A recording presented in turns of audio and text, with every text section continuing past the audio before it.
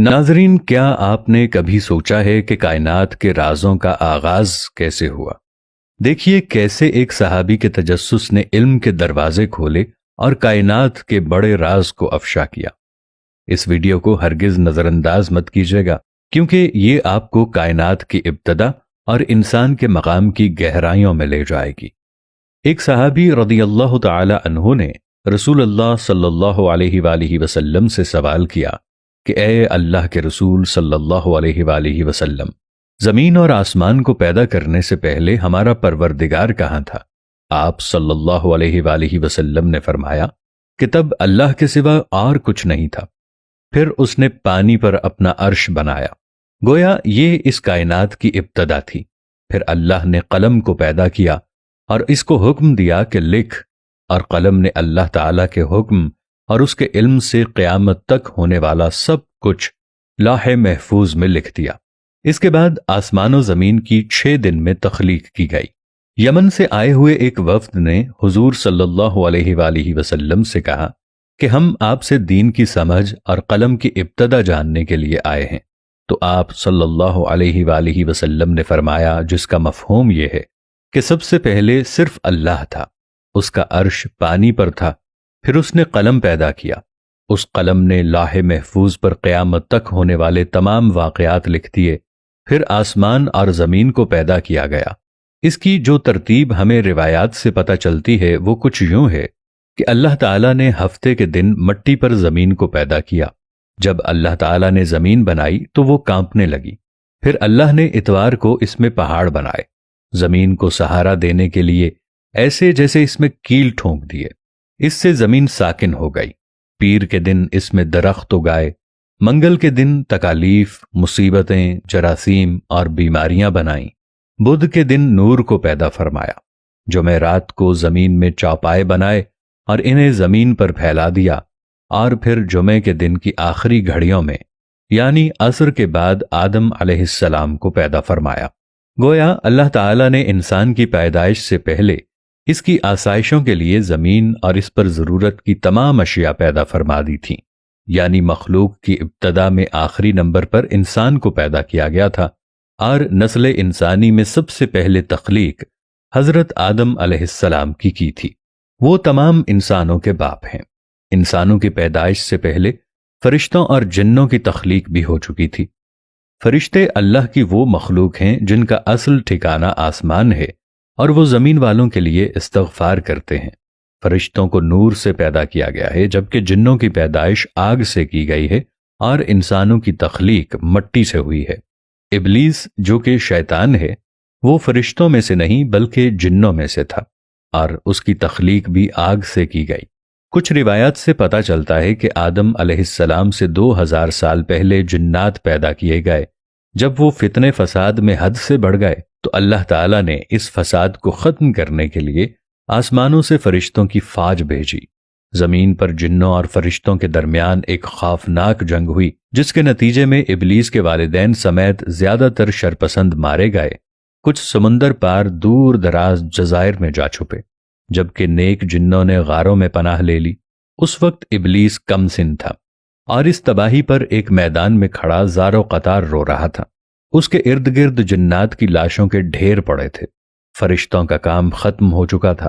وہ آسمان پر اڑتے ہوئے واپس جا رہے تھے کہ اچانک فرشتوں کے ایک گروپ نے ابلیس کو روتے دیکھا تو زمین پر اتر آئے۔ وہ نہایت حسین و جمیل تھا اور چہرے سے معصومیت بھی ٹپکتی تھی۔ انہیں اس پر ترس آ گیا، چنانچہ ان رحم دل فرشتوں نے حضرت جبرائیل علیہ السلام کے ذریعے اللہ تعالیٰ سے اسے ساتھ لے جانے کی اجازت طلب کی، اور پھر اللہ کی رضا سے اسے گود میں لے کر پہلے آسمان پر اتر گئے۔ وہاں اس کی تعلیم و تربیت کا بہترین بندوبست کر دیا گیا۔ وہ بہت ذہین تھا اور محنتی بھی، اپنا تمام تر وقت عبادت و ریاضت میں گزارتا تھا، اپنے اتالیق فرشتوں سمیت سب سے بہت کم بات کرتا تھا، اکیلا ہی آسمان کی سیر کو نکل جاتا اور گھنٹوں قدرت الہی کو جاننے کی ناکام کوشش میں اپنا سر کھپاتا۔ وقت تیزی سے گزر رہا تھا۔ اس کے سرد رویے نے اسے فرشتوں میں مغرور مشہور کر دیا تھا، لیکن اسے اس کی فکر نہیں تھی۔ اس کا ہدف تو اللہ کا سب سے مقرب اور عبادت گزار بننا تھا۔ جس کے لیے وہ دن رات ریاضت و عبادت میں مصروف رہتا تھا، یہاں تک کہ ایک دن اللہ نے اسے دوسرے آسمان پر فائز فرما دیا، اور پھر گزرتے وقت کے ساتھ اپنی علمیت اور قابلیت کی بنا پر اسے اللہ کا قرب حاصل ہوتا چلا گیا۔ پہلے آسمان پر اسے عابد کہا جاتا تھا، دوسرے پر زاہد، تیسرے پر عارف، چوتھے پر ولی، پانچویں پر تقی، چھٹے پر خازن، اور ساتویں آسمان پر اسے عزازیل کے نام سے پکارا جاتا تھا۔ ایک دن وہ اپنے ساتھیوں کے ساتھ آسمان کی سیر کرتا ہوا اوپر پہنچا تو اسے پتا چلا کہ اللہ تعالیٰ ایک نئی مخلوق پیدا فرما رہے ہیں، جس کے لیے دنیا کے ہر کونے سے مٹی لائی گئی ہے۔ علامہ ابن کثیر رحمت اللہ علیہ لکھتے ہیں کہ اللہ عز و جل نے آدم علیہ السلام کے پتلے کو اپنے دست قدرت سے پیدا فرمایا، اور یہ بغیر روح کے 40 سال تک اسی طرح پڑا رہا۔ فرشتے جب اس کے پاس سے گزرتے تو گھبرا جاتے، ان میں سب سے زیادہ گھبرانے والا ابلیس تھا۔ یہ اس کے پاس سے گزرتا تو اسے مارتا، جس کی وجہ سے اس کے جسم سے ایسی آواز نکلتی جیسے کھنکھناتی مٹی کی ٹھیکری سے نکلتی ہے۔ ابلیس اس جسم کے منہ سے اندر داخل ہوا اور پیچھے سے نکل آیا، اور فرشتوں سے کہا کہ تم اس سے نہ ڈرو، یہ تو اندر سے خالی ہے، اگر میں اس پر مسلط ہو گیا تو اسے ہلاک کر ڈالوں گا۔ قصص الانبیاء صفحہ 55۔ اور پھر وہ دن بھی آ گیا جب رب العالمین نے فرشتوں سے فرمایا، میں زمین پر اپنا ایک نائب بنانے والا ہوں، وہ زمین پر میرے احکام کا نفاذ کروائے گا۔ فرشتوں نے عرض کیا، اے پروردگار عالم، یہ زمین پر فساد برپا کرے گا اور یہ آپس میں خونریزی کریں گے، جبکہ ہم تو دن رات آپ کی تسبیح کرتے رہتے ہیں اور آپ کی پاکی بیان کرتے رہتے ہیں۔ اللہ تعالیٰ نے فرمایا، جو کچھ میں جانتا ہوں وہ تم نہیں جانتے۔ پھر اللہ تعالیٰ نے آدم علیہ السلام کو تمام چیزوں کے نام سکھا دیے اور انہیں فرشتوں کے سامنے پیش کرتے ہوئے فرمایا، اگر تم سچے ہو تو مجھے ان کے نام بتاؤ۔ انہوں نے کہا، تو پاک ہے، ہم تو اتنا ہی جانتے ہیں جتنا تو نے ہمیں بتایا ہے، بے شک تو بڑے علم و حکمت والا ہے۔ پھر اللہ نے فرمایا، اے آدم علیہ السلام، ان چیزوں کے نام بتا دو۔ پھر جب آدم علیہ السلام نے انہیں نام بتا دیے تو فرمایا، کیا میں نے تمہیں نہیں کہا تھا کہ میں آسمانوں اور زمین کی چھپی ہوئی چیزوں کو جانتا ہوں، اور جو تم ظاہر کرتے ہو اور جو تم چھپاتے ہو اسے بھی جانتا ہوں۔ پھر فرشتوں کو حکم دیا کہ آدم علیہ السلام کو سجدہ کرو، انہوں نے سجدہ کیا مگر ابلیس نے انکار کر دیا۔ سورۃ البقرہ آیت 30 تا 34۔ ابلیس کے تکبر، اس کی رعونیت اور بڑائی نے اسے سجدے سے روکے رکھا۔ اللہ تعالیٰ نے فرمایا، تجھے سجدہ کرنے سے کس چیز نے منع کیا ہے جبکہ میں نے تجھے حکم دیا؟ وہ بولا، میں اس سے بہتر ہوں کہ تو نے مجھے آگ سے بنایا اور اسے مٹی سے بنایا ہے۔ سورۃ الاعراف آیت 12۔ میں ایسا نہیں کہ اس انسان کو سجدہ کروں جسے تو نے سڑے ہوئے کھنکھناتے گارے سے پیدا کیا ہے۔ اللہ نے فرمایا، اب تو یہاں سے نکل جا کیونکہ تو مردود ہو گیا ہے اور قیامت تک تجھ پر میری پھٹکار ہے۔ شیطان نے کہا، اے میرے رب، مجھے روز محشر تک کی مہلت دے دے۔ فرمایا، جا، میں نے تجھے معین وقت تک کے لیے مہلت دی۔ پھر شیطان نے کہا، مجھے تیری عزت کی قسم، میں ان سب کو یقیناً بہکاؤں گا۔ سورۃ الحجر آیت 33 تا 39۔ میں ان پر حملہ کروں گا، ان کے آگے سے بھی اور پیچھے سے بھی، ان کے دائیں سے بھی بائیں سے بھی، اور آپ ان میں سے اکثر کو شکر گزار نہیں پائیں گے۔ اللہ تعالیٰ نے فرمایا کہ یہاں سے ذلیل و خوار ہو کر نکل جا، ان میں سے جو شخص تیرا کہا مانے گا میں ان سب سے جہنم کو بھر دوں گا۔ سورۃ الاعراف آیت 17 اور 18۔ اور یوں بارگاہ خداوندی سے دھدکارے جانے کے بعد شیطان عزازیل سے ابلیس بن گیا۔ اپنے غرور و تکبر اور رونت کی بنا پر اس کی ہزاروں سال کی عبادت و ریاضت ضائع ہو گئی اور اسے عرش سے فرش پر پٹخ دیا گیا۔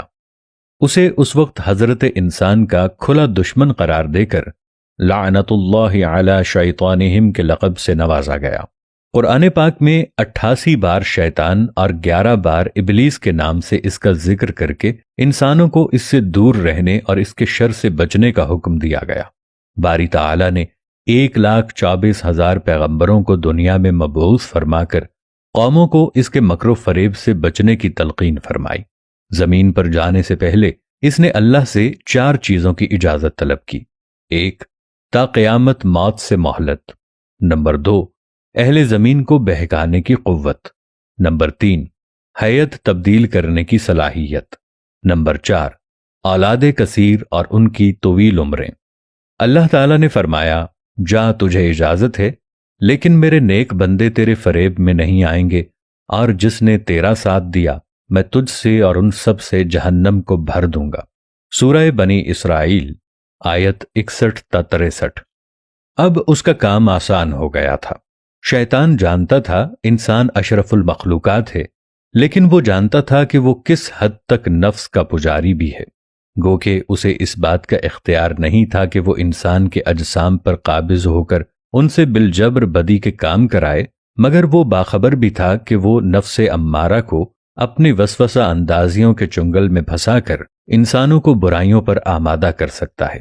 اس نے یہی طریقہ کار آزمایا۔ ناظرین، اس واقعے سے ہمیں یہ سبق ملتا ہے کہ علم کی طلب اور ایمان کی مضبوطی ہمیں اللہ کی مخلوق کی حقیقت تک پہنچا سکتی ہے۔ یہ ویڈیو ہمیں بتاتی ہے کہ کیسے ہر چیز کی ایک مقررہ جگہ اور وقت ہے، اور اللہ کی حکمت ہر چیز میں موجود ہے۔ کیا آپ سمجھتے ہیں کہ اس ویڈیو نے بھی آپ کو علم کی جانب راغب کروایا ہے؟ آپ کے خیالات اور تاثرات ہمارے لیے قیمتی ہیں۔ براہ کرم اپنی رائے کا اظہار جہاں تک ہو سکے اپنے دوستوں کے ساتھ بھی شیئر کیجیے گا، تاکہ ہم سب مل کر علم کی روشنی میں گامزن ہو سکیں۔